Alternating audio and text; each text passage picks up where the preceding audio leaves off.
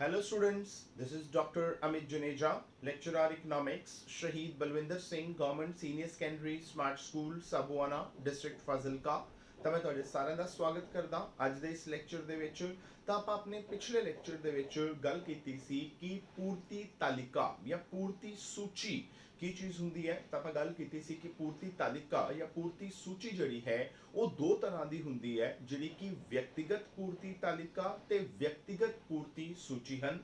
ਉਸ ਤੋਂ ਬਾਅਦ ਆਪਾਂ ਗੱਲ ਕੀਤੀ ਸੀ ਕਿ ਅਗਰ ਆਪਾਂ ਕੋਈ ਪੂਰਤੀ ਤਾਲਿਕਾ ਜਿਹੜੀ ਹੈ ਅਗਰ ਆਪਾਂ ਉਹਨੂੰ ਰੇਖਾ ਚਿੱਤਰ ਦੇ ਰੂਪ ਦੇ ਵਿੱਚ ਦਿਖਾਈਏ ਤਾਂ ਉਹਦੇ ਨਾਲ ਆਪਾਂ ਨੂੰ ਇੱਕ ਵਕਰ ਪ੍ਰਾਪਤ ਹੁੰਦੀ ਹੈ, ਜਿਹਨੂੰ ਆਪਾਂ ਨਾਮ ਦਿੱਤਾ ਸੀ ਪੂਰਤੀ ਵਕਰ। ਤਾਂ ਆਪਾਂ ਗੱਲ ਕੀਤੀ ਕਿ ਪੂਰਤੀ ਵਕਰ ਕਿੰਨੀ ਤਰ੍ਹਾਂ ਦੀ ਹੈ, ਤਾਂ ਆਪਾਂ ਕਿਹਾ ਕਿ ਪੂਰਤੀ ਵਕਰ ਜਿਹੜੀ ਹੈ ਉਹ ਪੂਰਤੀ ਤਾਲਿਕਾ ਤੋਂ ਬਣਦੀ ਹੈ। ਤੇ ਜੇ ਪੂਰਤੀ ਤਾਲਿਕਾ ਦੋ ਤਰ੍ਹਾਂ ਦੀ ਹੈ, ਵਿਅਕਤੀਗਤ ਪੂਰਤੀ ਤਾਲਿਕਾ ਤੇ ਬਾਜ਼ਾਰ ਪੂਰਤੀ ਤਾਲਿਕਾ, ਤਾਂ ਜਿਹੜੀ ਵਿਅਕਤੀਗਤ ਵਕਰ ਹੋਏਗੀ, ਜਿਹੜੀ ਪੂਰਤੀ ਵਕਰ ਹੋਏਗੀ ਉਹ ਵੀ ਦੋ ਤਰ੍ਹਾਂ ਦੀ ਹੋਏਗੀ। ਇੱਕ ਹੋਏਗੀ ਵਿਅਕਤੀਗਤ ਪੂਰਤੀ ਵਕਰ, ਇੱਕ ਹੋਏਗੀ ਬਾਜ਼ਾਰ ਪੂਰਤੀ ਵਕਰ।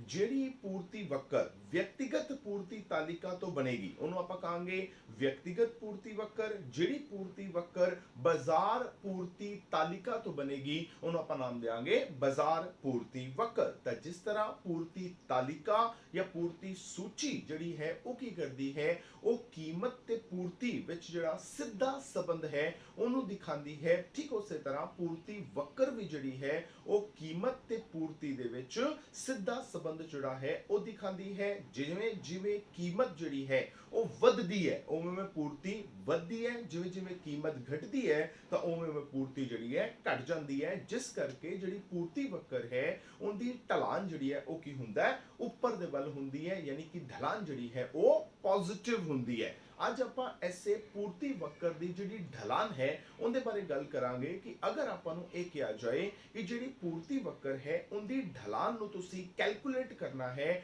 ਢਲਾਨ ਦਾ ਪਤਾ ਕਰਨਾ ਹੈ, ਤਾਂ ਆਪਾਂ ਢਲਾਨ ਦਾ ਪਤਾ ਕਿਵੇਂ ਕਰਾਂਗੇ। ਤਾਂ ਅੱਜ ਆਪਣਾ ਟੌਪਿਕ ਜਿਹੜਾ ਹੈ ਉਹ ਇਹੀ ਰਹੇਗਾ। ਤਾਂ ਆਪਾਂ ਸਟਾਰਟ ਕਰਦੇ ਹਾਂ ਆਪਣਾ ਟੌਪਿਕ ਵਿਦ ਆਪਾਂ ਕੀ ਨਾਮ ਦੇਵਾਂਗੇ, ਜਿਹੜੀ ਪੂਰਤੀ ਵਕਰ ਹੈ ਉਹਦੀ ਆਪਾਂ ਕੀ ਪਤਾ ਕਰਨੀ ਹੈ, ਢਲਾਨ ਪਤਾ ਕਰਨੀ ਹੈ। ਤਾਂ ਆਪਾਂ ਆਲਰੇਡੀ ਜਿਹੜੀ ਮੰਗ ਵਕਰ ਹੈ ਉਹਦੀ ਆਪਾਂ ਢਲਾਨ ਪਤਾ ਕਰ ਚੁੱਕੇ ਹਾਂ ਕਿ ਮੰਗ ਵਕਰ ਦੀ ਢਲਾਨ ਕਿਵੇਂ ਹੁੰਦੀ ਹੈ। ਮੈਂ ਤੁਹਾਨੂੰ ਉਦੋਂ ਇੱਕ ਚੀਜ਼ ਸਮਝਾਈ ਸੀ ਕਿ ਅਗਰ ਆਪਾਂ ਕਿਸੇ ਵੀ ਵਕਰ ਦੀ ਢਲਾਨ ਪਤਾ ਕਰਨੀ ਹੋਵੇ, ਭਾਵੇਂ ਉਹ ਕੋਈ ਵੀ ਵਕਰ ਹੈ, ਆਪਾਂ ਹੁਣ ਤੱਕ ਜਿਹੜਾ ਹੈ ਉਹ ਮੰਗ ਵਕਰ ਬਣਾ ਚੁੱਕੇ ਹਾਂ। ਨੰਬਰ 2 ਆਪਾਂ ਕੁੱਲ ਉਤਪਾਦਨ ਵਕਰ ਬਣਾ ਚੁੱਕੇ ਹਾਂ, ਔਸਤ ਉਤਪਾਦਨ ਵਕਰ ਬਣਾ ਚੁੱਕੇ ਹਾਂ, ਸੀਮਾਂਤ ਉਤਪਾਦਨ ਵਕਰ ਬਣਾ ਚੁੱਕੇ ਹਾਂ। ਅਗਰ ਆਪਾਂ ਕਿਸੇ ਵੀ ਵਕਰ ਦੀ ਢਲਾਨ ਪਤਾ ਕਰਨੀ ਹੈ ਤਾਂ ਕਰਨਾ ਕੀ ਹੈ, ਉਹਦੇ ਵਾਸਤੇ ਸਭ ਤੋਂ ਪਹਿਲਾਂ ਤਾਂ ਉਹ ਵਕਰ ਜਿਹੜੀ ਹੈ ਉਹ ਆਪਾਂ ਨੂੰ ਬਣਾਣੀ ਪਏਗੀ। ਤਾਂ ਆਪਾਂ ਕੀ ਕਰਦੇ ਆ, ਕਿਉਂਕਿ ਆਪਾਂ ਪੂਰਤੀ ਵਕਰ ਦੀ ਢਲਾਨ ਪਤਾ ਕਰਨੀ ਹੈ ਤਾਂ ਆਪਾਂ ਸਭ ਤੋਂ ਪਹਿਲਾਂ ਕੀ ਕਰਦੇ ਆ, ਇੱਕ ਪੂਰਤੀ ਵਕਰ ਜਿਹੜੀ ਹੈ ਉਹ ਬਣਾ ਲੈਂਦੇ ਆ। ਹੁਣ ਭਾਵੇਂ ਤੁਸੀਂ ਵਿਅਕਤੀਗਤ ਪੂਰਤੀ ਵਕਰ ਬਣਾਓ ਤੇ ਭਾਵੇਂ ਤੁਸੀਂ ਬਾਜ਼ਾਰ ਪੂਰਤੀ ਵਕਰ ਬਣਾਓ, ਕੋਈ ਫਰਕ ਨਹੀਂ ਹੈ। ਤਾਂ ਇੱਧਰ ਕੀ ਹੋਏਗਾ, ਕੀਮਤ ਹੋਏਗੀ, ਇੱਧਰ ਕੀ ਹੋਏਗਾ, ਪੂਰਤੀ ਹੋਏਗੀ। ਤਾਂ ਆਪਾਂ ਨੂੰ ਪਤਾ ਹੈ ਕਿ ਜਿਹੜੀ ਪੂਰਤੀ ਵਕਰ ਹੈ ਉਹਦੀ ਢਲਾਨ ਕੀ ਹੁੰਦੀ ਹੈ, ਉੱਪਰ ਵੱਲ ਹੁੰਦੀ ਹੈ। ਤਾਂ ਆ ਮੰਨ ਲਓ ਆਪਣੀ ਪੂਰਤੀ ਵਕਰ ਜਿਹੜੀ ਹੈ ਉਹ ਬਣ ਗਈ, ਜਿਹਨੂੰ ਆਪਾਂ ਨਾਮ ਦੇ ਦਿੱਤਾ SS। ਹੁਣ ਆਪਾਂ ਇਸ ਪੂਰਤੀ ਵਕਰ ਦੀ ਢਲਾਨ ਪਤਾ ਕਰਨੀ ਹੈ ਵੀ ਇਹਦੀ ਢਲਾਨ ਜਿਹੜੀ ਹੈ ਉਹ ਘੱਟ ਹੈ, ਢਲਾਨ ਵੱਧ ਹੈ, ਢਲਾਨ ਕਿੰਨੀ ਹੈ। ਤਾਂ ਕਿਵੇਂ ਪਤਾ ਲੱਗੇਗਾ, ਬਹੁਤ ਸਿੰਪਲ ਹੈ। ਕੀ ਕਰਨਾ ਹੈ, ਜਿਹੜੀ ਤੁਸੀਂ ਵਕਰ ਬਣਾਈ ਹੈ ਇਹਦੇ ਉੱਪਰ ਕੋਈ ਵੀ ਇੱਕ ਪੁਆਇੰਟ ਲੈ ਲਓ। ਜਿਵੇਂ ਕਿ ਆ ਮੈਂ ਇੱਥੇ A ਪੁਆਇੰਟ ਲੈ ਲਿਆ। A ਪੁਆਇੰਟ ਤੋਂ ਕੀ ਕਰਨਾ ਹੈ, ਤੁਸੀਂ y ਐਕਸਿਸ ਵਾਲੇ ਪਾਸੇ ਵੀ ਚਲੇ ਜਾਣਾ ਹੈ ਤੇ x ਐਕਸਿਸ ਵਾਲੇ ਪਾਸੇ ਵੀ ਚਲੇ ਜਾਣਾ ਹੈ। ਤਾਂ ਜੇ ਆਪਾਂ y ਐਕਸਿਸ ਵਾਲੇ ਪਾਸੇ ਜਾਵਾਂਗੇ, ਇੱਧਰ ਲਿਖਿਆ ਹੋਇਆ ਕੀਮਤ, ਤਾਂ ਕੀਮਤ ਹੋਗੀ OP।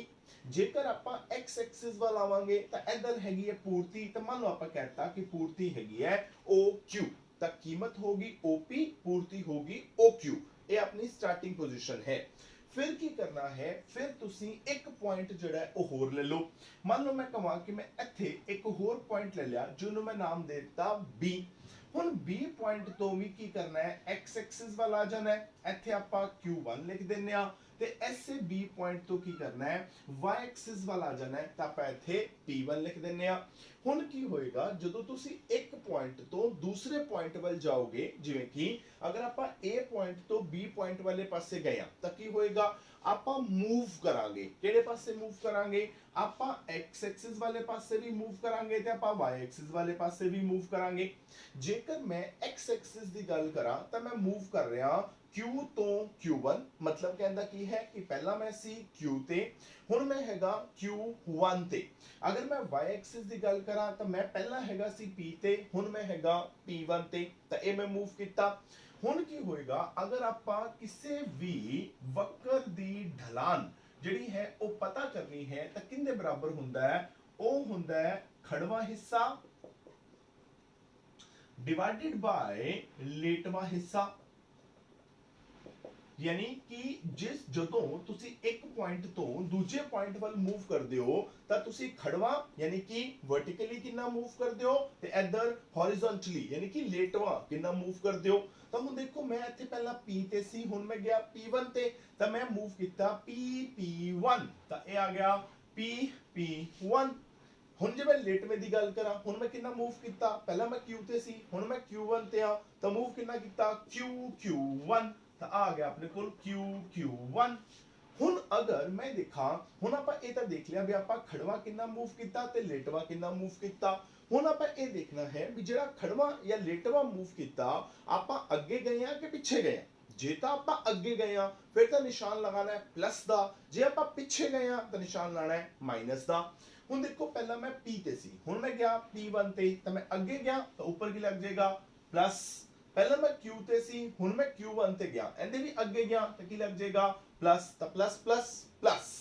हुण देखो भी जदों आपां P तो P1 गए तो P तो P1 जाना एक किस चीज नूं दिखा रहा है? ये दिखा रहा है अपनी कीमत विच होने वाले बदलाव नूं। भी पहला जिहड़ी कीमत है वो कितनी सी तुहाडी OP, हुण कीमत कितनी है P1, तो आ की हो गया कीमत विच बदलाव। इहनूं मैं कह देना डेल्टा P, यानी कि P1 ये जो है ये हैगा डेल्टा P यानी कि कीमत विच होने वाला बदलाव। जदों मैं Q1 दी गल करना, पहला मैं Q ते सी, हुण मैं Q1 ते हां, तो हुण Q तो Q1 जाना ये किस चीज नूं दिखा रहा है? ये दिखा रहा है कि मेरी पूर्ति विच कितना बदलाव होया है। तो इहनूं मैं कह देना डेल्टा Q, तो इधर क्या आ जाएगा डेल्टा Q। तो ये अपनी ढलान निकल गई, किस चीज दी ढलान निकली? पूर्ति वक्र दी। भी अगर आपां पूर्ति वक्र दी ढलान निकालनी है तो आपां की करांगे? आपां डेल्टा P नूं यानी कि कीमत विच होने वाले बदलाव नूं डेल्टा Q दे नाल यानी कि पूर्ति विच होने वाले बदलाव दे नाल जिहड़ा है वो आपां भाग कर देंगे ते उहदे नाल की होएगा? पूर्ति वक्र दी ढलान जिहड़ी है वो निकल जाएगी। जिवें आपां इस चीज नूं थोड़ा जा आपां with the help of a numerical भी आपां इहनूं सॉल्व करन दी कोशिश करदे हां। इस तरह भी शुरुआत करदे विच आपां की करदे हां? एक टेबल बनांदे हां। उस टेबल दे विच आपां की करदे हां भी आपां ना एक कीमत ले लैंदे हां, उहदे सामने आपां कुछ पूर्ति ले लैंदे हां। कि मान लो मैं इत्थे ले ली कीमत, सामने ले ली मैं पूर्ति। तो मान लो शुरुआत दे विच किसी भी चीज की कीमत जिहड़ी है वो 2 रुपए है, ठीक है। तो 2 रुपए दे ऊपर उनकी पूर्ति जिहड़ी है वो 4 इकाइयां दी है। मान लो कीमत 2 रुपए तो वध के 5 रुपए हो जाती है, तो जिहड़ी पूर्ति है वो 4 तो वध के कितनी हो जाती है? 10 हो जाती है। क्यों? क्योंकि आपां नूं पूर्ति नूं ध्यान च रखना पेगा भी जेकर आपां कीमत वधा रहे हां तां आपां नूं पूर्ति भी की होना पेगा? वधानी पेगी। तां हुण आपां इस चीज नूं एक डायग्राम दे थ्रू जिहड़ा है वो बनांदे आ। तां डायग्राम दे थ्रू इहनूं किवें बनावांगे? आपां उवें ही x एक्सिस ते y एक्सिस दे ऊपर आपां पॉइंट्स लवांगे। पॉइंट्स किस तरह भी आपां जिहड़ा y एक्सिस है उत्थे लांगे कीमत, जिहड़ा x एक्सिस है उत्थे आपां लांगे पूर्ति। तां पूर्ति अपनी 4 तो शुरू होके 10 तक जा रही है। ये बनेगी 2 4 6 8 ते 10। कीमत अपनी 2 तो 5 जा रही है, तो मैं 1 का स्केल ले लेना, 1 2 3 4 ते 5। तो कीमत 1 तो 5 ले ली, जिहड़ी पूर्ति है वो 2 तो 10 ले ली। तो शुरुआत वाला पॉइंट लेने आ, कीमत 2 है पूर्ति 4, तो इधर कीमत 2 आ गई, तो उनके सामने जिहड़ी पूर्ति है वो 4 आ गई। तो आप इस ए पॉइंट ते आ गए। उस तो बाद की होया, कीमत 5 है ते पूर्ति 10 है, तो इधर कीमत होगी 5, उनके सामने जिहड़ी पूर्ति है वो होगी 10। तो आप इस बी पॉइंट ते आ गए। ए ते बी नूं जिहड़ा है ਉਹ ਮਿਲਾ ਦਿਓ ਤਾਂ ਆ ਤੁਹਾਡੀ ਪੂਰਤੀ ਵਕਰ ਜਿਹੜੀ ਹੈ ਉਹ ਬਣ ਜਾਏਗੀ। ਅਗਰ ਤੁਸੀਂ ਹੁਣ ਢਲਾਨ ਦਾ ਪਤਾ ਲਗਾਉਣਾ ਹੈ ਤਾਂ ਢਲਾਨ ਕਿਵੇਂ ਨਿਕਲੇਗੀ? ਡੈਲਟਾ ਪੀ ਅਪੋਨ ਡੈਲਟਾ ਕਿਊ, यानी कीमत विच कितना बदलाव आया ते पूर्ति विच कितना बदलाव आया। देखो कीमत दे विच पहला तुसी 2 ते सी, हुण किन्ने ते हो 5 ते, यानी कि डेल्टा पी कितना आया 3 दा, भी पहला 2 सी हुण 5 है तां की होया जिहड़ी तुहाडी कीमत है वो 3 रुपए बदल गई।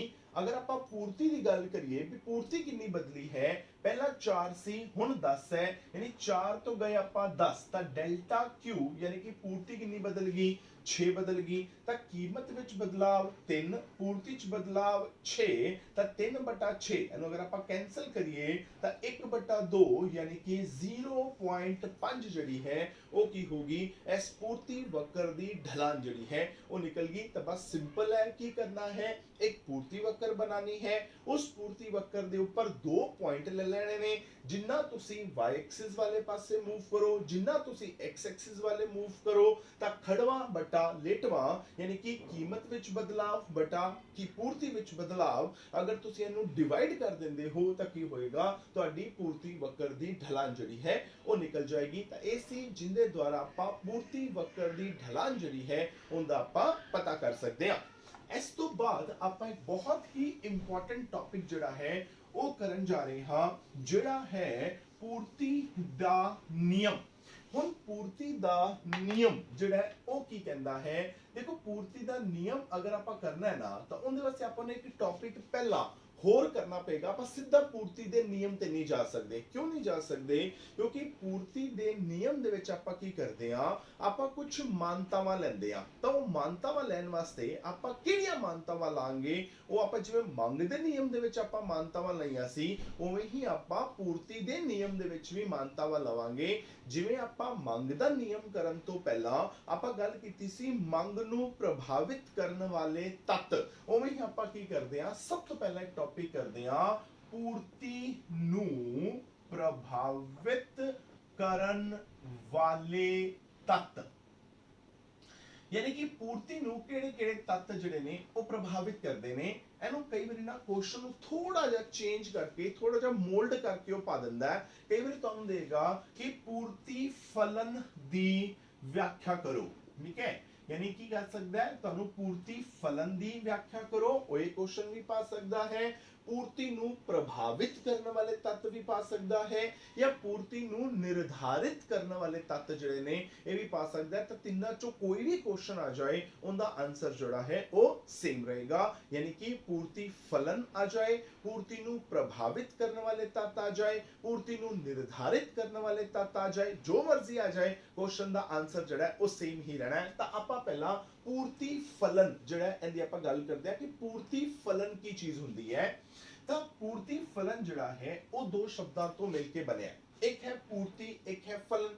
पूर्ति आप ऑलरेडी गल कर ली भी पूर्ति की चीज है। पूर्ति दे विच की होएगा अपने कोल बहुत सारियां कीमतां होणगियां, उनके सामने अपने कोल बहुत सारी पूर्तियां होणगियां, क्योंकि जेकर अपने कोल एक कीमत हुंदी उनके सामने अपने कोल एक ही पूर्ति हुंदी तो आपां नूं कहंदे पूर्ति दी मात्रा। आपां वारी वारी मैं क्यों याद दिलवा रहा ताकि अपने दिमाग दे विच चीज पूरी तरह फिट हो जाए कि पूर्ति ते पूर्ति दी मात्रा दोनों सेम चीज़ां नहीं हैगियां। पूर्ति ते पूर्ति दी मात्रा जिहड़ी है वो दो अलग अलग चीज़ां ने। पूर्ति दे विच की हुंदा है बहुत सारियां कीमतां हुंदियां ने, उनके सामने बहुत सारियां पूर्तियां हुंदियां ने, पर पूर्ति दी मात्रा दे विच सिर्फ एक कीमत हुंदी है, उनके सामने एक ही पूर्ति जिहड़ी है वो होया करदी है। ਤਾਂ ਆਪਾਂ वर्ड यूज ਕੀਤਾ पूर्ति फलन, पूर्ति दी मात्रा दा फलन वर्ड यूज नहीं किया। ਤਾਂ पूर्ति पूर्ति क्लियर हो गया भी बहुत सारियां कीमतां होणगियां उनके सामने बहुत सारियां पूर्तियां होणगियां। हुण फलन की करदा है, आपां ऑलरेडी मंग फलन उत्पादन फलन ऑलरेडी आपां डिस्कस कर चुके हैं कि मंग फलन उत्पादन फलन की चीज है। उदों मैं समझाया सी भी जिस भी चीज दे नाल फलन लगता है तो फलन दा काम की है, फलन दा काम है निर्भरता दिखाना। जिहड़ा फलन है वो की करदा है वो निर्भरता दिखांदा है। किंदी वो निर्भरता दिखाएगा जिहड़े भी अपने निर्भर चर ने ਉਹਨਾਂ ਦੀ ਨਿਰਭਰਤਾ ਦਿਖਾਉਂਦਾ ਹੈ ਕਿੰਨਾ ਦੇ ਉੱਪਰ, ਜਿਹੜੇ ਵੀ ਆਪਣੇ ਸੁਤੰਤਰ ਚਰ ਨੇ।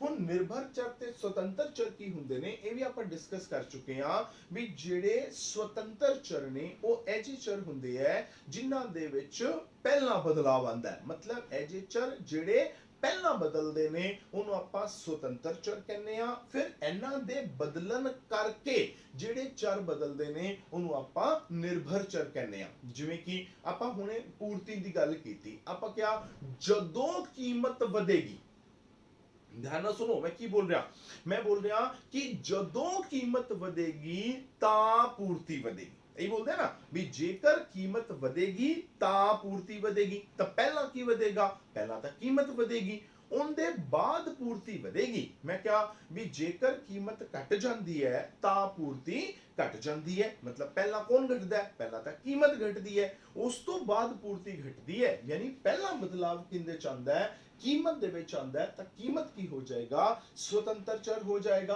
ਪੂਰਤੀ ਕੀ ਹੋ ਜਾਏਗੀ, ਨਿਰਭਰ ਚਰ ਹੋ ਜਾਏਗੀ। ਤਾਂ ਹੁਣ ਜਿਹੜੀ ਆਪਣੀ ਪੂਰਤੀ ਹੈ, ठीक है, वो की होगी, निर्भर चर होगी। इधर कीमत की हो गया, स्वतंत्र चर हो गया।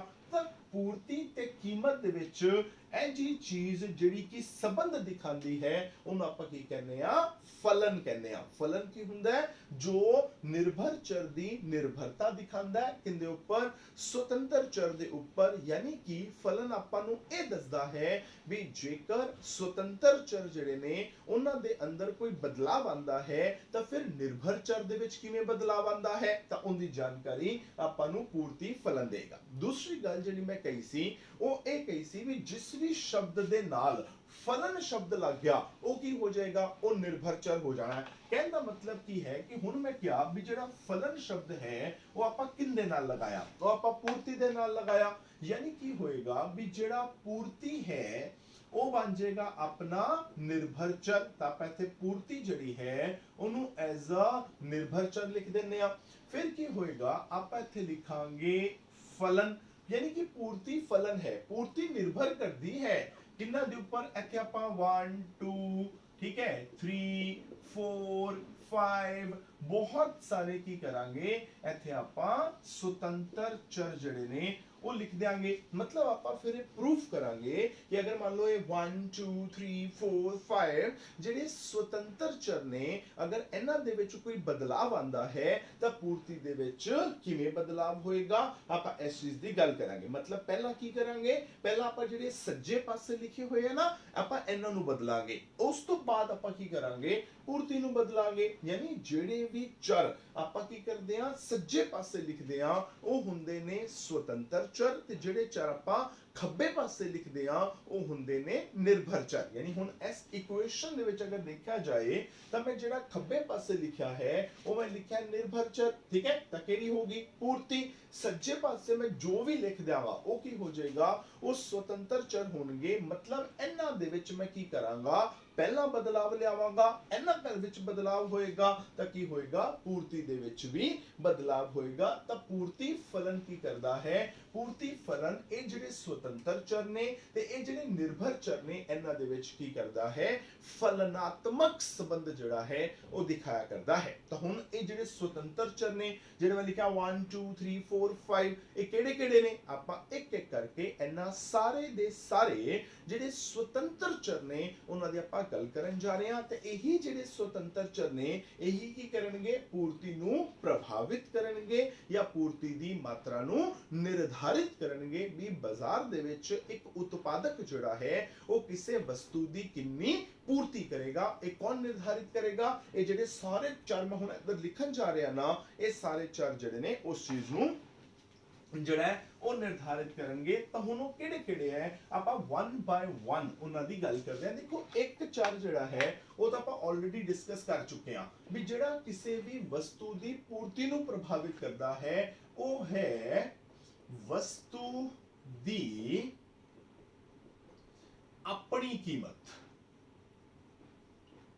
ਠੀਕ ਹੈ, ਵਸਤੂ ਦੀ ਆਪਣੀ ਕੀਮਤ ਯਾਨੀ ਕਿਸੇ ਵਸਤੂ ਦੀ ਆਪਦੀ ਖੁਦ ਦੀ ਕੀਮਤ ਜਿਹੜੀ ਹੈ ਉਹ ਕੀ ਕਰਦੀ ਹੈ, ਉਹ ਉਸ ਵਸਤੂ ਦੀ ਪੂਰਤੀ ਨੂੰ ਜਿਹੜਾ ਹੈ ਉਹ ਪ੍ਰਭਾਵਿਤ ਕਰਦੀ ਹੈ। ਆਪਾਂ ਆਲਰੇਡੀ ਡਿਸਕਸ ਕਰ ਚੁੱਕੇ ਹਾਂ ਵੀ ਕੀ ਹੈ ਵੀ ਕਿਸੇ ਵਸਤੂ ਦੀ ਕੀਮਤ, ਠੀਕ ਹੈ, ਤੇ ਪੂਰਤੀ ਵਿੱਚ ਕੀ ਹੁੰਦਾ ਹੈ, ਸਿੱਧਾ ਸੰਬੰਧ ਹੁੰਦਾ ਹੈ। ਯਾਨੀ ਕਿ अगर आप एक पासे कीमत लिख लिए एक पासे पूर्ति लिख लिए तो की होगा, जेकर किसी वस्तु की कीमत वध जाती है यानी चीज हो जाती है पहला नालों महंगी तो की होएगा, ਜਿਹੜਾ ਉਤਪਾਦਕ ਹੈ ਉਹਨੂੰ ਲੱਗੇਗਾ ਕਿ ਜੋ ਮੈਂ ਚੀਜ਼ ਵੇਚ ਰਿਹਾ ਉਹਦੇ ਬਦਲੇ ਮੈਨੂੰ ਪਹਿਲਾਂ ਨਾਲੋਂ ਜ਼ਿਆਦਾ ਪੈਸੇ ਮਿਲਦੇ ਪਏ ਨੇ ਤਾਂ ਮੈਨੂੰ ਤਾਂ ਫਾਇਦਾ ਹੋ ਰਿਹਾ, ਤਾਂ ਕੀ ਕਰੇਗਾ, ਉਹ ਪੂਰਤੀ ਜਿਹੜੀ ਹੈ ਉਹ ਪਹਿਲਾਂ ਨਾਲੋਂ ਜ਼ਿਆਦਾ ਕਰੇਗਾ। ध्यान रखना भी जो तीर ऊपर वल जाएगा तो की होएगा, जिहड़ी भी वो चीज आप डिस्कस कर रहे हैं वो वधेगी ते जेकर तीर नीचे दे वाला आएगा तो की होएगा वो घटेगी। तो किसी वस्तु की कीमत वधेगी तो की होएगा, वो जिहड़ी चीज है उस वस्तु नू बनाने वाले वास्ते ते उनदी पूर्ति करने वाले व्यक्ति वास्ते की हो जाएगा, फायदेमंद हो जाएगी, लाभदायक हो जाएगी। तो की करेगा, उनदी पूर्ति पहला नालों ज्यादा करेगा तो कीमत वधी तो पूर्ति वधी। दूसरी गल, जेकर कीमत घट जाती है, हुण देखो मैं तीर की कीता नीचे वाले पासे लाता तो कीमत की हो गया घट गई। जे कीमत घट जाएगी तो की होएगा, जेड़ा बंदा वो चीज बना रहा है ते ऐजा बंदा जो उस चीज की पूर्ति कर रहा है वो लगेगा कि नहीं नहीं नहीं हुण तो उस चीज की कीमत घट गई है, हुण मेरे वास्ते इन्नी लाभदायक नहीं रही, यानी हुण बाजार दे विच मैनू उस चीज दे उन्ने पैसे नहीं मिल रहे जिन्ने मैनू पहला मिल रहे सी। पहला तो मैनू बड़े पैसे मिलते पे सी, मैं बड़े मुनाफे खादे, हुण तो मैनू उन्ने पैसे मिलते नहीं पे, हुण मैनू उन्ना मुनाफा हो नहीं रहा, फिर आपां नूं वो चीज बाजार च भेजण दा की फायदा है। तो की करेगा, वो उनकी पूर्ति जिहड़ी है वो भी उन्नू पहला नालों घटा देगा, यानी कीमत वधेगी पूर्ति वधेगी, कीमत घटेगी पूर्ति घटेगी। तो सब तो पहला तत्व जो किसी भी चीज की पूर्ति नूं प्रभावित करता है वो की चीज है, वो उस वस्तु की अपनी कीमत जिहड़ी है वो होया करती है। उस तो बाद नंबर 2 जो तत्व किसी वस्तु की पूर्ति नूं प्रभावित करता है वो हुंदा है भी संबंधित वस्तुआं दी कीमत। भी देखो हरेक वस्तु जिहड़ी है ना उनदे नाल संबंधित कई होर वस्तुआं भी हुंदियां ने। ਇਹ ਜਿਹੜੀਆਂ ਸੰਬੰਧਿਤ ਵਸਤੂਆਂ ਨੇ ਇਹ ਆਪਾਂ ਆਲਰੇਡੀ ਜਦੋਂ ਆਪਾਂ ਮੰਗ ਬਾਰੇ ਪੜਿਆ ਸੀ ਆਪਾਂ ਉਦੋਂ ਕੀਤਾ ਸੀ ਵੀ ਸੰਬੰਧਿਤ ਵਸਤੂਆਂ ਜਿਹੜੀਆਂ ਨੇ ਨਾ ਉਹ ਦੋ ਤਰ੍ਹਾਂ ਦੀਆਂ ਹੁੰਦੀਆਂ ਨੇ। ਇੱਕ ਹੁੰਦੀਆਂ ਨੇ ਜਿਹਨੂੰ ਆਪਾਂ ਕਹਿੰਦੇ ਆ ਸਥਾਨਪਨ ਵਸਤੂਆਂ, ਇੱਕ ਹੁੰਦੀਆਂ ਨੇ ਜਿਹਨੂੰ ਆਪਾਂ ਕਹਿੰਦੇ ਆ ਪੂਰਕ ਵਸਤੂਆਂ। ਸਥਾਨਪਨ ਵਸਤੂਆਂ ਕਿਹੜੀਆਂ ਹੁੰਦੀਆਂ, ਐਜੀਆਂ ਵਸਤੂਆਂ ਜਿਹੜੀਆਂ ਇੱਕ ਦੂਜੇ ਦੀ ਥਾਂ ਤੇ ਵਰਤੀਆਂ ਜਾਂਦੀਆਂ ਨੇ। ਜਿਵੇਂ ਆਪਾਂ ਐਗਜ਼ਾਮਪਲ ਲਈ ਸੀ ਕਿ ਕੋਕ ਲੈ ਲਓ ਤੇ ਪੈਪਸੀ ਲੈ ਲਓ, ਇੱਕ ਦੂਜੇ ਦੀ ਥਾਂ ਤੇ ਵਰਤੀਆਂ ਜਾਂਦੀਆਂ ਨੇ ਤਾਂ ਕੀ ਹੋ ਜਾਣਗੀਆਂ, ਸਥਾਨਪਨ ਵਸਤੂਆਂ ਹੋਣਗੀਆਂ। ਜਾਂ ਕੋਲਗੇਟ ਲੈ ਲਓ ਤੇ ਕਲੋਜ਼ਅਪ ਲੈ ਲਓ, ਇੱਕ ਦੂਜੇ ਦੀ ਥਾਂ ਤੇ ਵਰਤੀਆਂ ਜਾ ਸਕਦੀਆਂ ਨੇ, ਸਥਾਨਪਨ ਵਸਤੂਆਂ ਹੋ ਗਈਆਂ। ਪੂਰਕ ਵਸਤੂਆਂ ਉਹ ਵਸਤੂਆਂ ਹੁੰਦੀਆਂ ਨੇ ਜੋ ਇੱਕ ਦੂਜੇ ਦੇ ਨਾਲ ਵਰਤੀਆਂ ਜਾਂਦੀਆਂ ਨੇ। ਇਹਦੇ ਵਿੱਚ ਕੀ ਹੁੰਦਾ ਹੈ, ਇੱਕ ਚੀਜ਼ ਦੂਜੇ ਤੋਂ ਬਿਨਾ ਕੀ ਹੁੰਦੀ ਹੈ, ਬੇਕਾਰ ਹੁੰਦੀ ਹੈ। ਮਤਲਬ ਜੇ ਆਪਾਂ ਕਿਹਾ ਸੀ ਕਾਰ ਤੇ ਪੈਟਰੋਲ ਹਮੇਸ਼ਾ ਇੱਕ ਦੂਜੇ ਦੇ ਨਾਲ ਵਰਤਣਗੇ ਤਾਂ ਉਹ ਕੀ ਨੇ, ਪੂਰਕ ਵਸਤੂਆਂ ਨੇ। अगर किसी वस्तु की अपनी कीमत चेंज नहीं होंदी, क्योंकि ध्यान नाल देखो आप की कीता है संबंधित वस्तुओं की कीमत, मतलब हुण जो आप कीमत बदलनी है वो उस वस्तु की अपनी कीमत नहीं बदलनी बल्कि उस वस्तु दे नाल जिहड़ियां संबंधित वस्तुआं ने, मतलब जिहड़ियां कि उस वस्तु की स्थानापन्न वस्तु है या उस वस्तु की पूरक वस्तु है, आपां कीमत उस स्थानापन्न या उस पूरक वस्तु की बदलनी है, आपां उस वस्तु की अपनी कीमत नहीं बदलनी। तो आपां की करदे हां, सब तो पहला इहदे विच आपां लैने हां पहली एग्जांपल जिन्हों आपां कहने हां स्थानापन्न वस्तु। तो आप सब तो पहला की करते हैं, स्थानापन्न वस्तु जिहड़ी है उहदी एग्जांपल लैने हां। मान लो कि अपने कोल दो चीज़ां ने, एक है अपने कोल पेप्सी ते एक है अपने कोल कोक। ਤਾਂ ਪੈਪਸੀ ਤੇ ਕੋਕ ਜਿਹੜੀਆਂ ਨੇ ਇਹ ਸਥਾਨਾਪਨ ਵਸਤੂਆਂ ਨੇ। ਕਿਉਂ ਸਥਾਨਾਪਨ ਨੇ, ਕਿਉਂਕਿ ਅਗਰ ਆਪਾਂ ਮੰਨ ਲਓ ਪੈਪਸੀ ਨਹੀਂ ਪੀਵਾਂਗੇ ਤਾਂ ਆਪਾਂ ਕੋਕ ਪੀ ਲਾਂਗੇ, ਜੇ ਕੋਕ ਨਹੀਂ ਪੀਵਾਂਗੇ ਤਾਂ ਪੈਪਸੀ ਪੀ ਲਾਂਗੇ। ਯਾਨੀ ਆਪਾਂ ਕੋਕ ਨੂੰ ਪੈਪਸੀ ਦੀ ਥਾਂ ਤੇ ਜਾਂ ਪੈਪਸੀ ਨੂੰ ਕੋਕ ਦੀ ਥਾਂ ਤੇ ਵਰਤ ਸਕਦੇ ਹਾਂ, ਜਿਸ ਕਰਕੇ ਕੋਕ ਤੇ ਪੈਪਸੀ ਕੀ ਨੇ, ਇਹ ਸਥਾਨਾਪਨ ਵਸਤੂਆਂ ਜਿਹੜੀਆਂ ਨੇ ਉਹ ਹੋ ਜਾਇਆ ਕਰਦੀਆਂ ਨੇ। ਹੁਣ ਅਗਰ ਤੁਸੀਂ ਕੀਮਤ ਬਦਲਣੀ ਹੈ ਤਾਂ ਕੀ ਕਰਨਾ ਹੈ, ਸਭ ਤੋਂ ਪਹਿਲਾਂ ਤਾਂ ਇਹਨਾਂ ਦੋਨਾਂ ਦੇ ਵਿੱਚੋਂ ਨਾ ਇੱਕ ਚੀਜ਼ ਨੂੰ ਆਪਦੀ ਕੀ ਚੀਜ਼ ਮੰਨ ਲਓ ਵੀ ਜਾਂ ਤਾਂ ਪੈਪਸੀ ਨੂੰ ਆਪਦਾ ਮੰਨ ਲਓ, ਭਾਵੇਂ ਕੋਕ ਨੂੰ ਆਪਦਾ ਮੰਨ ਲਓ। ਕਿਉਂ ਆਪਦਾ ਮੰਨੋ? ਕਿਉਂਕਿ ਜਿਹੜੀ ਚੀਜ਼ ਨੂੰ ਤੁਸੀਂ ਆਪਦਾ ਮੰਨ ਲੋਗੇ ਆਪਾਂ ਉਹਦੀ ਕੀਮਤ ਨਹੀਂ ਬਦਲਾਂਗੇ। ਕਿਉਂ ਨਹੀਂ ਬਦਲਾਂਗੇ? ਕਿਉਂਕਿ ਆਪਾਂ ਹੈਡਿੰਗ ਕੀ ਬਣਾਇਆ ਹੈ, ਸੰਬੰਧਿਤ ਵਸਤੂਆਂ ਦੀ ਕੀਮਤ, ਮਤਲਬ ਆਪਾਂ ਦੂਜੀ ਦੀ ਕੀਮਤ ਬਦਲਾਂਗੇ। ਮੰਨ ਲਓ ਮੈਂ ਕਹਿੰਦਾ ਕਿ ਲੋ ਜੀ ਜਿਹੜੀ ਪੈਪਸੀ ਹੈ ਇਹ ਮੇਰੀ ਵਸਤੂ ਹੈ, ਠੀਕ ਹੈ, ਪੈਪਸੀ ਮੇਰੀ ਹੈ ਤਾਂ ਕੋਕ ਦੂਜੀ ਹੈ, ਤਾਂ ਆਪਾਂ ਹੁਣ ਜੇ ਕੀਮਤ ਬਦਲਣੀ ਹੈ ਤਾਂ ਆਪਾਂ ਕੋਕ ਦੀ ਬਦਲਾਂਗੇ, ਆਪਾਂ ਪੈਪਸੀ ਦੀ ਕੀਮਤ ਨਹੀਂ ਬਦਲਣੀ। ਤਾਂ ਕੀ ਹੋਇਆ, ਸਪੋਜ਼ ਕਰੋ ਸ਼ੁਰੂਆਤ ਦੇ ਵਿੱਚ ਪੈਪਸੀ ਦੀ ਕੀਮਤ ਜਿਹੜੀ ਹੈ ਉਹ ਹੈਗੀ ਸੀ ਮੰਨ ਲਓ 10 ਰੁਪਏ, ਤਾਂ ਕੋਕ ਦੀ ਕੀਮਤ ਵੀ ਹੈਗੀ ਸੀ 10 ਰੁਪਏ। ਸ਼ੁਰੂਆਤ ਠੀਕ। ਹੁਣ ਜਿਹੜੀ ਕੀਮਤ ਜਿਹੜੀ ਹੈ ਹੁਣ ਤੁਸੀਂ ਪੈਪਸੀ ਦੀ ਤਾਂ ਉਨੀ ਹੀ ਰੱਖਣੀ ਹੈ, ਪੈਪਸੀ ਦੀ ਕੀਮਤ 'ਚ ਕੋਈ ਬਦਲਾਵ ਨਹੀਂ ਲੈ ਕੇ ਆਣਾ। ਕੋਕ ਨੂੰ ਕਰ ਦੋ ਪਹਿਲਾਂ ਨਾਲੋਂ ਮਹਿੰਗਾ, ਜੇ ਮੰਨ ਲਓ ਕੋਕ ਹੋ ਗਈ ਪਹਿਲਾਂ ਨਾਲੋਂ ਮਹਿੰਗੀ, ਯਾਨੀ ਕੋਕ ਹੋ ਗਈ 15 ਰੁਪਏ ਦੀ, ਤਾਂ ਆ ਕੀ ਆ ਗਈ? ਆ ਗਈ ਆਪਣੀ ਨਵੀਂ ਕੀਮਤ। ਠੀਕ, ਹੁਣ ਸੋਚੋ ਧਿਆਨ ਨਾਲ। ਹੁਣ ਜੇ ਮੈਂ ਪੁੱਛਾਂ ਵੀ ਜੇਕਰ ਤੁਹਾਡੀ ਵਸਤੂ ਦੀ ਕੀਮਤ 'ਚ ਕੋਈ ਬਦਲਾਵ ਨਾ ਆਵੇ, ਉਹ ਉਨੀ ਦੀ ਉਨੀ ਹੈ, ਮਤਲਬ ਪਹਿਲਾਂ ਵੀ ਪੈਪਸੀ 10 ਰੁਪਏ ਦੀ ਸੀ, ਹੁਣ ਵੀ ਪੈਪਸੀ 10 ਰੁਪਏ ਦੀ ਹੈ, ਪਰ ਕੋਕ ਜਿਹੜੀ ਪਹਿਲਾਂ 10 ਰੁਪਏ ਦੀ ਸੀ ਹੁਣ ਕੋਕ ਹੋ ਗਈ 15 ਰੁਪਏ ਦੀ। ਹੁਣ ਸੋਚੋ ਵੀ ਹੁਣ ਤੁਹਾਡੀ ਵਸਤੂ ਦੀ ਪੂਰਤੀ ਤੇ ਉਹਦਾ ਕੀ ਪ੍ਰਭਾਵ ਪਏਗਾ। ध्यान नाल सुनो, ध्यान नाल समझो की कहानी चल रही है। हुण देखो आपां करना की है भी जिहड़ी कीमत बदलनी है वो तुहाडी स्थानापन्न वस्तु दी बदलनी है, मतलब तुहाडी वस्तु दी कीमत नहीं बदलनी, आपां कीमत किहदी बदलनी है, ਇਹ जी वस्तु दी जिहड़ी तुहाडी वस्तु दी थां ते यूज हो सकदी है। ਤਾਂ ਆਪਾਂ ਕੀ ਕੀਤਾ, ਪੈਪਸੀ ਨੂੰ ਆਪਦੀ ਵਸਤੂ ਮੰਨਿਆ, ਉਹਦੀ ਕੀਮਤ 'ਚ ਕੋਈ ਬਦਲਾਵ ਨਹੀਂ ਕੀਤਾ। ਕੋਕ ਨੂੰ ਆਪਾਂ ਸਥਾਨਾਪन्न ਵਸਤੂ ਮੰਨਿਆ, ਉਹਦੀ ਕੀਮਤ ਆਪਾਂ 10 ਤੋਂ ਵਧਾ ਕੇ 15 ਰੁਪਏ ਕਰਤੀ। ਠੀਕ ਹੋ ਗਿਆ। ਹੁਣ ਆਪਾਂ ਇਹ ਜਿਹੜਾ 15 ਰੁਪਏ ਹੋਇਆ ਇਹਦਾ ਤੁਹਾਡੀ ਵਸਤੂ ਦੀ ਪੂਰਤੀ ਤੇ ਕੀ ਪ੍ਰਭਾਵ ਪਏਗਾ ਉਹਦੇ ਬਾਰੇ ਗੱਲ ਕਰਨੀ ਹੈ। ਵੀ ਜੇ ਕੋਕ ਹੋ ਜਾਵੇ ਪਹਿਲਾਂ ਨਾਲੋਂ ਮਹਿੰਗੀ ਤਾਂ ਪੈਪਸੀ ਦੀ ਪੂਰਤੀ ਕੀ ਹੋਏਗਾ, ਪੈਪਸੀ ਦੀ ਪੂਰਤੀ ਘਟੇਗੀ ਕਿ ਵਧੇਗੀ, मतलब ਪੈਪਸੀ ਬਾਜ਼ਾਰ 'ਚ ਜ਼ਿਆਦਾ ਆਏਗੀ ਕਿ ਪੈਪਸੀ ਬਾਜ਼ਾਰ 'ਚ ਘੱਟ ਆਏਗੀ। ਹੁਣ ਜੇ ਤਾਂ ਤੁਸੀਂ ਇਹ ਕੁਐਸਚਨ ਕਰਨ ਦੇ ਟਾਈਮ ਤੇ ਮੰਗ ਨੂੰ ਆਦੇ ਦਿਮਾਗ ਦੇ ਵਿੱਚ ਰੱਖਿਆ ਤੇ ਕੁਐਸਚਨ ਗਲਤ ਹੋ ਜਾਣਾ।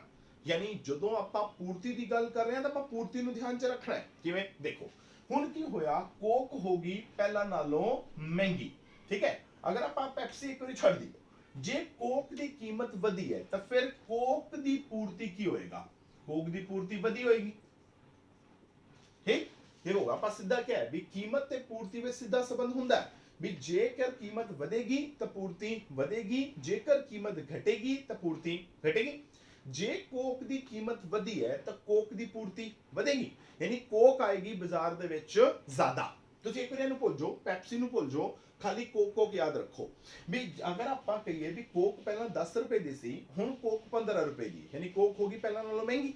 जिस वस्तु की कीमत ਵਧੇਗੀ ਉਹਦੀ ਪੂਰਤੀ ਵਧੇਗੀ। ਤਾਂ ਕੀ ਹੋਇਆ, ਕੋਕ ਦੀ ਕੀਮਤ ਜਦੋਂ 10 ਤੋਂ 15 ਹੋਈ ਤਾਂ ਕੋਕ ਦੀ ਪੂਰਤੀ ਵਧ ਗਈ, ਯਾਨੀ ਕੋਕ ਬਾਜ਼ਾਰ ਜ਼ਿਆਦਾ ਆਏਗੀ। ਜੇ ਕੋਕ ਬਾਜ਼ਾਰ ਜ਼ਿਆਦਾ ਆ ਰਹੀ ਹੈ ਤਾਂ ਕੋਕ ਤੇ ਪੈਪਸੀ ਤਾਂ ਇੱਕ ਦੂਜੇ ਦੀ ਥਾਂ ਤੇ ਵਰਤੀਆਂ ਜਾਂਦੀਆਂ ਨੇ, ਤਾਂ ਫਿਰ ਕੀ ਹੋਏਗਾ, ਜੇ ਕੋਕ ਜ਼ਿਆਦਾ ਆਏਗੀ ਮਤਲਬ ਲੋਕੀ ਕੋਕ ਜ਼ਿਆਦਾ ਯੂਜ਼ ਕਰ ਰਹੇ ਨੇ, ਮਤਲਬ ਪੈਪਸੀ ਯੂਜ਼ ਘੱਟ ਕਰ ਰਹੇ ਨੇ, ਤਾਂ ਫਿਰ ਕੀ ਹੋਏਗਾ, ਪੈਪਸੀ ਬਾਜ਼ਾਰ ਦੇ ਵਿੱਚ ਘੱਟ ਆਏਗੀ। ਕਹਿਣ ਦਾ ਮਤਲਬ ਕੀ ਹੈ ਵੀ ਜੇਕਰ ਸਥਾਨਾਪन्न ਵਸਤੂ ਦੀ ਕੀਮਤ ਵਧੀ, ਸਥਾਨਾਪन्न ਵਸਤੂ ਦੀ ਕੀਮਤ ਵਧੀ ਤਾਂ ਉਹਦੀ ਪੂਰਤੀ ਵਧੇਗੀ, ਪਰ ਤੁਹਾਡੀ ਵਸਤੂ ਦੀ ਪੂਰਤੀ ਕੀ ਹੋ ਜਾਏਗਾ, ਘੱਟ ਹੋ ਜਾਏਗੀ। ਉਲਟਾ ਕਰੋ, ਅਗਰ ਮੰਨ ਲਓ ਵੀ ਕੋਕ ਜਿਹੜੀ ਹੈ ਉਹ 10 ਰੁਪਏ ਤੋਂ ਹੋ ਜਾਵੇ 5 ਰੁਪਏ ਦੀ, यानी कोक की कीमत घटी, जे कोक की कीमत घटी तो फिर कोक की पूर्ति घट, क्योंकि कीमत घटी तो पूर्ति घटी। कोक की कीमत घटी तो कोक की पूर्ति की हो जाना है, घट जानी है, यानी कोक बाजार दे विच घट आएगी।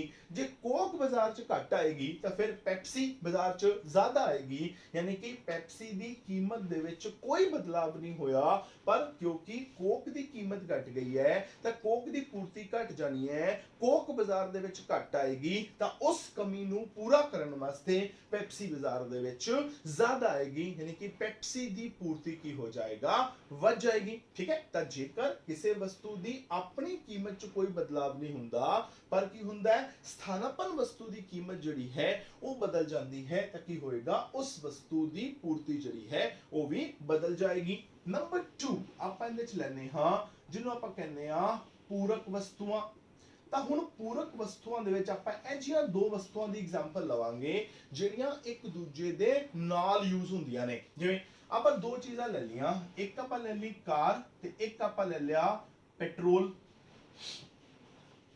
ਹੁਣ ਇਹਨਾਂ ਦੋਨਾਂ ਦੇ ਵਿੱਚੋਂ ਕੀ ਕਰਨਾ ਹੈ, ਇਹਨਾਂ ਦੋਨਾਂ ਚੋਂ ਇੱਕ ਨੂੰ ਤੁਸੀਂ ਆਪਦਾ ਮੰਨਣਾ ਹੈ। ਹੁਣ ਯਾਦ ਕਰੋ ਇਹ ਗੱਲ ਮੈਂ ਮੰਗ 'ਚ ਵੀ ਕਲੀਅਰ ਕੀਤੀ ਸੀ ਵੀ ਜਦੋਂ ਦੋ ਵਸਤੂਆਂ ਇੱਕ ਦੂਜੇ ਦੇ ਨਾਲ ਵਰਤੀਆਂ ਜਾਂਦੀਆਂ ਨੇ ਨਾ ਤਾਂ ਕੀ ਹੁੰਦਾ ਹੈ, ਉਹਨਾਂ ਦੋਨਾਂ ਦੇ ਵਿੱਚੋਂ ਇੱਕ ਵਸਤੂ ਜਿਹੜੀ ਹੈ ਉਹ ਹੁੰਦੀ ਹੈ, ਉਹਨੂੰ ਆਪਾਂ ਕਹਿੰਦੇ ਆ ਮੇਜਰ ਗੁੱਡ। ਮੇਜਰ ਮਤਲਬ ਵੱਡੀ ਵਸਤੂ। ਇੱਕ ਹੁੰਦੀ ਹੈ ਮਾਈਨਰ ਗੁੱਡ ਯਾਨੀ ਕਿ ਛੋਟੀ ਵਸਤੂ। ਤਾਂ ਮੇਜਰ ਗੁੱਡ ਮਾਈਨਰ ਗੁੱਡ। ਹੁਣ ਦੇਖੋ ਕਾਰ ਤੇ ਪੈਟਰੋਲ, ਇਹਨਾਂ ਦੋਨਾਂ ਦਾ ਮੇਜਰ ਗੁੱਡ ਕਿਹੜੀ ਹੈ, ਵੱਡੀ ਚੀਜ਼ ਕਿਹੜੀ ਹੈ, ਮਹਿੰਗੀ ਚੀਜ਼ ਕਿਹੜੀ ਹੈ, ਕਾਰ ਹੈ। ਪੈਟਰੋਲ ਕੀ ਹੈ, ਸਸਤੀ ਹੈ। ਤਾਂ ਇਹ ਕੀ ਹੋ ਜਾਏਗਾ, ਮਾਈਨਰ ਗੁੱਡ ਹੋ ਜਾਏਗੀ ਯਾਨੀ ਕਿ ਛੋਟੀ ਵਸਤੂ ਹੋ ਜਾਏਗੀ। ਤਾਂ ਜਦੋਂ ਇਹਨਾਂ ਦੋਨਾਂ ਦੇ ਵਿੱਚੋਂ ਤੁਸੀਂ ਆधी ਚੀਜ਼ ਮੰਨਣੀ ਹੈ ਤਾਂ ਛੋਟੀ ਚੀਜ਼ ਨੂੰ ਆधा ਮੰਨ ਲਿਆ ਜੇ। ਮੰਨ ਲਓ ਪੈਟਰੋਲ ਹੋਗੀ ਮੇਰੀ, ਠੀਕ। ਹੁਣ ਕੀ ਹੋਇਆ, ਹੁਣ ਆਪਾਂ ਜਿਹੜੀ ਕੀਮਤ ਚੇਂਜ ਕਰਨੀ ਹੈ ਨਾ ਉਹ ਆਪਾਂ ਕਾਰ ਦੀ ਕੀਮਤ ਚੇਂਜ ਨਹੀਂ ਕਰਨੀ। ਆਪਾਂ ਧਿਆਨ ਰੱਖਣਾ ਜਿਹਨੂੰ ਆਪਾਂ ਆधा ਮੰਨਿਆ ਉਹਦੀ ਕੀਮਤ ਚੇਂਜ ਨਹੀਂ ਕਰਨੀ, ਮਤਲਬ ਆਪਾਂ ਪੈਟਰੋਲ ਦੀ ਕੀਮਤ ਉਨੀ ਹੀ ਰੱਖਣੀ ਹੈ।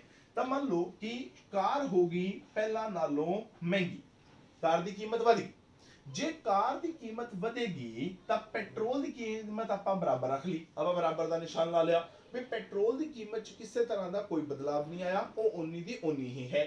ਜੇ ਕਾਰ ਦੀ ਕੀਮਤ ਵਧੇਗੀ ਤਾਂ ਫਿਰ ਕਾਰ ਦੇ ਪੂਰਤੀ ਦਾ ਨਿਯਮ ਲੱਗੇਗਾ। ਤਾਂ ਕੀ ਹੋਏਗਾ, ਕਾਰ ਦੀ ਪੂਰਤੀ ਵਧੇਗੀ, ਕਾਰ ਦੀ ਕੀਮਤ ਵਧੀ। ਹੁਣ ਮੈਂ ਫਿਰ ਕਹਿ ਰਿਹਾ ਮੰਗ ਨੂੰ ਧਿਆਨ 'ਚ ਨਾ ਰੱਖਿਆ ਜੇ ਮੰਗ ਨੂੰ ਧਿਆਨ 'ਚ ਰੱਖਿਆ ਤਾਂ ਕੀ ਹੋਏਗਾ, ਗੜਬੜ ਹੋਏਗੀ। ਤੁਸੀਂ ਨਿਊਮੈਰੀਕਲ ਗਲਤ ਕਰ ਬੈਠੋਗੇ, ਜਿਹੜੇ ਬਾਅਦ 'ਚ ਨਿਊਮੈਰੀਕਲ ਆਣੇ ਨੇ ਉਹ ਵੀ ਗਲਤ ਕਰ ਬੈਠੋਗੇ। ਤਾਂ ਧਿਆਨ ਰੱਖਣਾ ਹੈ ਵੀ ਧਿਆਨ ਇਸ ਗੱਲ ਦਾ ਹੈ ਵੀ ਜਿਸ ਵੀ ਵਸਤੂ ਦੀ ਕੀਮਤ ਤੁਸੀਂ ਵਧਾਓਗੇ ਉਹਦੀ ਪੂਰਤੀ ਨੂੰ ਪਹਿਲਾਂ ਨਾਲੋਂ ਵਧਾਣਾ ਹੈ, ਤੇ ਜਿੰਦੀ ਕੀਮਤ ਨੂੰ ਪਹਿਲਾਂ ਨਾਲੋਂ ਘਟਾਓਗੇ ਉਹਦੀ ਪੂਰਤੀ ਨੂੰ ਘਟਾਣਾ ਹੈ। ਬਸ ਹੁਣ ਦੇਖੋ ਮੈਂ ਕਿਹਾ ਵੀ ਪੈਟਰੋਲ ਤਾਂ ਮੇਰੀ ਵਸਤੂ ਹੈ, ਪੈਟਰੋਲ ਦੀ ਕੀਮਤ 'ਚ ਮੈਂ ਕੋਈ ਚੇਂਜ ਨਹੀਂ ਲੈ ਕੇ ਆਣਾ।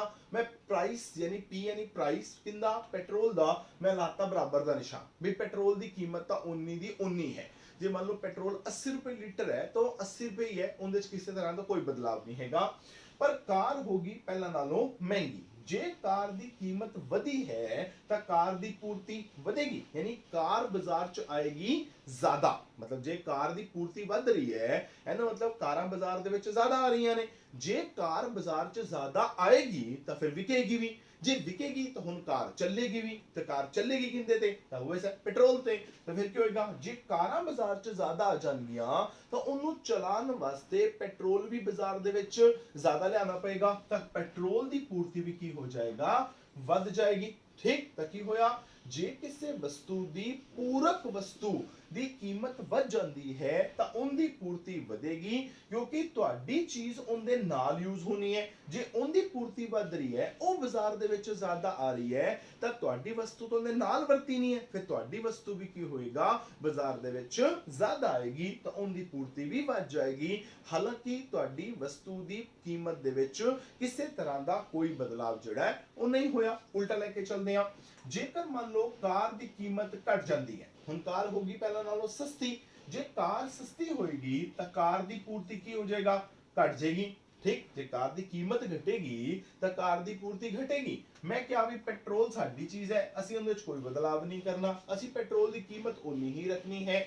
ਤਾਂ ਹੁਣ ਜੇ ਕਾਰ ਦੀ ਕੀਮਤ ਘਟੀ, ਕਾਰ ਦੀ ਪੂਰਤੀ ਘਟੀ, ਕਾਰ ਬਾਜ਼ਾਰ 'ਚ ਘੱਟ ਆਏਗੀ। ਜੇ ਕਾਰ ਬਾਜ਼ਾਰ 'ਚ ਘੱਟ ਆਏਗੀ ਤਾਂ ਫਿਰ ਪੈਟਰੋਲ ਕੀ ਕਰਾਂਗੇ ਮੰਗਾ ਕੇ, ਜੇ ਕਾਰਾਂ ਹੀ ਬਾਜ਼ਾਰ 'ਚ ਘੱਟ ਆ ਰਹੀਆਂ ਨੇ ਤਾਂ ਫਿਰ ਪੈਟਰੋਲ ਦੀ ਲੋੜ ਵੀ ਤਾਂ ਘੱਟ ਹੀ ਪਏਗੀ। ਤਾਂ ਫਿਰ ਕੀ ਹੋ ਜਾਏਗਾ, ਪੈਟਰੋਲ ਦੀ ਪੂਰਤੀ ਵੀ ਕੀ ਹੋ ਜਾਏਗਾ, ਘਟ ਜਾਏਗੀ। ਜੇਕਰ ਕਿਸੇ ਵਸਤੂ ਦੀ ਪੂਰਕ ਵਸਤੂ ਦੀ ਕੀਮਤ ਘਟਦੀ ਹੈ ਤਾਂ ਉਹਦੀ ਪੂਰਤੀ ਘਟੇਗੀ। ਉਹਦੀ ਪੂਰਤੀ ਘਟੇਗੀ ਮਤਲਬ ਉਹ ਬਾਜ਼ਾਰ ਦੇ ਵਿੱਚ ਘੱਟ ਆਏਗੀ। ਤੁਹਾਡੀ ਚੀਜ਼ ਉਹਦੇ ਨਾਲ ਯੂਜ਼ ਹੋਣੀ ਹੈ, ਜੇ ਉਹ ਹੀ ਘੱਟ ਆਏਗੀ ਤਾਂ ਤੁਹਾਡੀ ਚੀਜ਼ ਵੀ ਕੀ ਹੋਏਗਾ, ਘੱਟ ਆਏਗੀ। ਤਾਂ ਜੇਕਰ ਕਿਸੇ ਵਸਤੂ ਦੀ ਆਪਣੀ ਕੀਮਤ 'ਚ ਕੋਈ ਚੇਂਜ ਨਹੀਂ ਹੁੰਦਾ, ਕੀ ਹੁੰਦਾ, ਉਹਦੇ ਨਾਲ ਸੰਬੰਧਿਤ ਵਸਤੂ ਯਾਨੀ ਕਿ ਸਥਾਨਾਪਨ ਵਸਤੂ ਜਾਂ ਪੂਰਕ ਵਸਤੂ ਦੀ ਕੀਮਤ ਜਿਹੜੀ ਹੈ ਉਹ ਚੇਂਜ ਹੋ ਜਾਂਦੀ ਹੈ ਤਾਂ ਕੀ ਹੋਏਗਾ, ਉਸ ਵਸਤੂ ਦੀ ਪੂਰਤੀ ਜਿਹੜੀ ਹੈ ਉਹ ਵੀ ਚੇਂਜ ਹੋ ਜਾਏਗੀ। ਤਾਂ ਇਹ ਆਪਾਂ ਦੋ ਤੱਤ ਕੀਤੇ ਨੇ ਹਾਲੀ ਜਿਹੜੇ ਪੂਰਤੀ ਨੂੰ ਪ੍ਰਭਾਵਿਤ ਕਰਦੇ ਨੇ। ਬਹੁਤ ਸਾਰੇ ਹੋਰ ਤੱਤ ਵੀ ਹੈਗੇ ਨੇ ਜੋ ਕਿਸੇ ਵਸਤੂ ਦੀ ਪੂਰਤੀ ਨੂੰ ਪ੍ਰਭਾਵਿਤ ਕਰਦੇ ਨੇ। ਉਹ ਬਾਕੀ ਤੱਤ ਜਿਹੜੇ ਨੇ ਉਹ ਆਪਾਂ ਆਪਣੇ ਅਗਲੇ ਲੈਕਚਰ 'ਚ ਡਿਸਕਸ ਕਰਾਂਗੇ। ਤਾਂ ਮਿਲਦੇ ਆ ਆਪਣੇ ਅਗਲੇ ਲੈਕਚਰ ਦੇ ਵਿੱਚ। Till then it's goodbye from my side. Thank you very much and all the best.